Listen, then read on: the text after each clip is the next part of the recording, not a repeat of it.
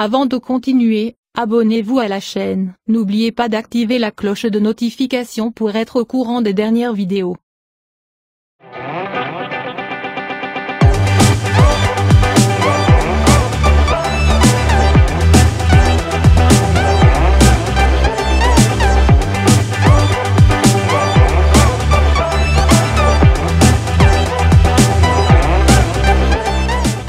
Gnamien Konan écrit à Ouattara. Monsieur le Président de la République, je voudrais vous remercier pour votre présence extraordinaire à la rentrée parlementaire ce 1er avril 2019. J'avoue que je faisais partie de ceux qui ont cru au poisson d'avril. Je dois admettre qu'à l'arrivée, je me demande si j'ai eu tort. En effet, lorsqu'une fois dans l'auditorium, j'ai appris que vous alliez vous adresser à nous, donc au peuple de Côte d'Ivoire, comme le prévoit notre Constitution, je me suis dit que vous alliez faire nécessairement de grandes annonces, apaisantes et structurantes pour parler comme Hachi Patrick. Du lourd en somme. Puisqu'il y avait dans l'auditorium beaucoup de blancs, ceux nous disent ce que nous devons ou ne devons pas faire et fabriquent notre CFA. Mais à l'arrivée disais-je, en dehors des éloges plus ou moins justifiés, au vu de notre Constitution qui sépare les pouvoirs de l'exécutif et du législatif, adressé au tout nouveau pan, ce fut un copier-coller de la conférence de presse du PM du 21 mars dernier. Oui, je m'attendais à des annonces du genre, Babo va être libéré,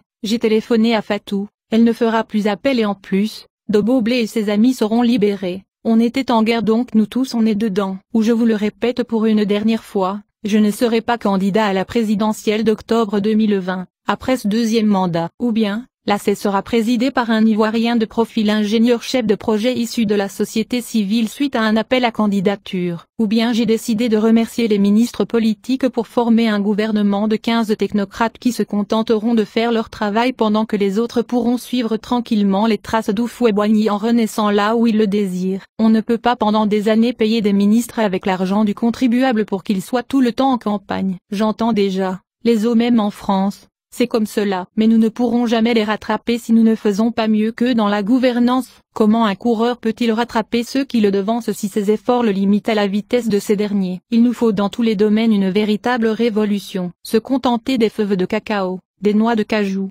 d'une école coloniale et du farci pour relever les défis de la mondialisation, c'est suicidaire. Je l'ai déjà dit, cette fameuse croissance qui nous fait rougir de plaisir et d'orgueil, n'est en aucun cas le résultat d'une quelconque réforme. Elle est due à un effet de ressort. En effet, la Côte d'Ivoire a été divisée et comprimée par une décennie de crise militaro-politique. L'accalmie, suite à la victoire d'un camp a libéré les énergies. D'ailleurs si avions obtenu la réconciliation et réduit la corruption, nous serions à au moins 13% de taux de croissance, sans rien faire non plus. Essayez vous verrez. Alors Excellence Monsieur le Président, avec tout le respect que je vous dois, j'ai été déçu et abandonné avec mon mâchoiron d'avril. Ce n'est que partie remise n'est-ce pas?